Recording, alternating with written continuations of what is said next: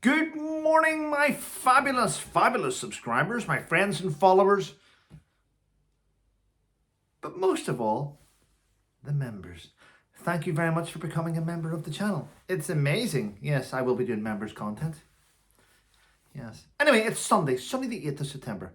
A big thank you to those of you that tuned in last night to see my Saturday Night Live. It was lovely. And a big thank you to Fat and Whitbread for joining me. And yep, if you haven't seen it, go and watch it. Watch it from last night. Look at the repeat. In the description of last night's live, I have placed a link where you can pre-order Fat and Whitbread's new book, which is all proceeds are going to help vulnerable children. So that's amazing. And I will say this, if you haven't subscribed to my YouTube channel, why not? It's free. Yes, it is. Right. So thank you for the messages last night. I had loads of messages coming in, which was amazing. Thankful to them all. Yes. Especially Maureen. Maureen sends me some emails. I've read them. Yep. Lovely Maureen. Thank you. Yeah. Right. Let's get straight to it. I have received emails from the 3 ladies last night that I chose on my live stream, and I will be getting cups out to you this week. You should have those cups before the next live. Okay? I'm just pointing that out. Right. What's going on? Well, it seems I'm getting more agitated every day when I read the news. There's nothing nice out there today, is there? Nothing. Nothing at all. If anything, I'm reading about my current Prime Minister, the United Kingdom Premier. Yes. It seems that he is on a road to destruction. He is destroying the United Kingdom. He wants to put more taxes hikes constantly. I don't understand it.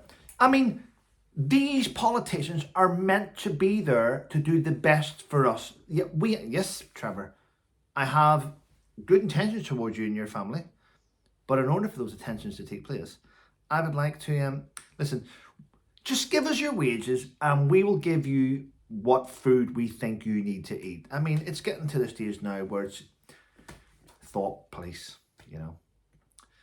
You have to, I mean, you're having to police yourself. Have I said a word that may offend there's someone out there that's going to be offended? There is.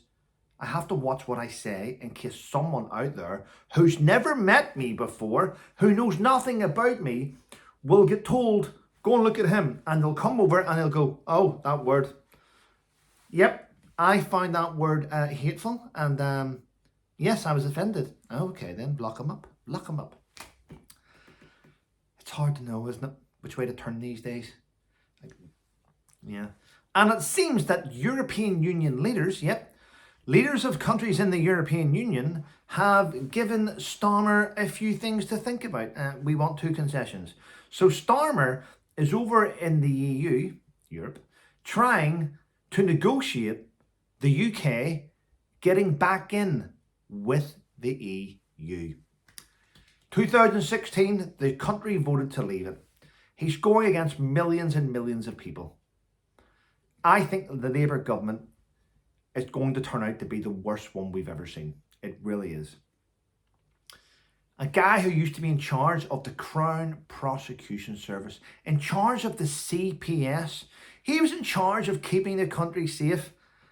And now that he's Prime Minister, he wants to release prisoners on the streets and lock up people that don't conform with what he says, or people that speak out against his regime.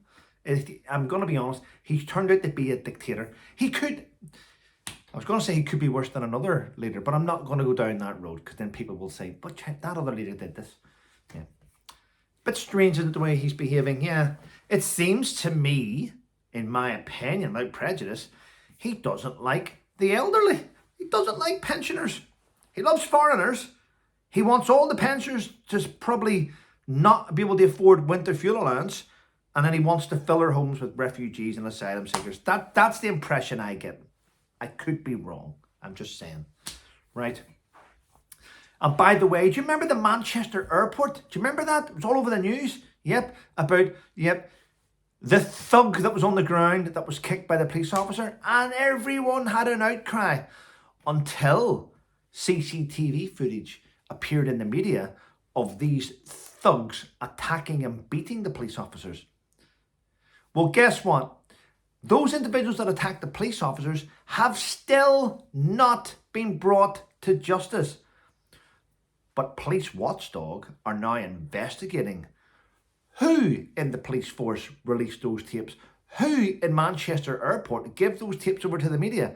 They're actually investing time and effort into trying to prosecute. They want to prosecute whoever it was that gave the footage to the media, rather than invest their time and energy into prosecuting the thugs which attacked the police. Is it not a system that, really? I mean, I'm glad that someone has actually told the media what's happening. Yes, by the way, they're trying to make an example out of the individual who gave that footage to the media.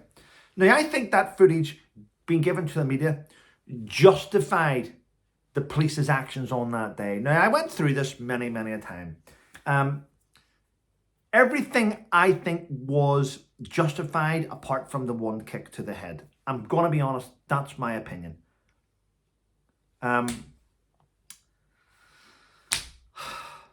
Wow. Crime does pay now, it seems, in the UK. Of course it does. Yes. Right. Now, there is a few things here which wind me up, and I am going to get to them. Right. The NHS in Ayrshire and Arran in Scotland, NHS Ayrshire and Arran, believe it or not, are spending over their budget. They're spending they're over budget 5 million a month. So what have they done? This is the common sense of the NHS board in Ayrshire. The NHS have now hired financial troubleshooters to get them out of debt. So the NHS in Ayrshire are now paying £1 million to a financial troubleshooters to help them deal with their debt. I mean, what?